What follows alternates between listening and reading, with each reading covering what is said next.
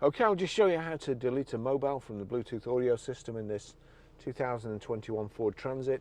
So from any screen, if you go to settings, you'll see there you've got Bluetooth, clock and Bluetooth. We go on to Bluetooth.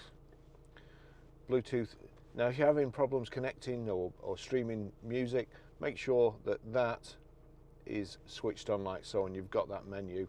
You've got change vehicle name,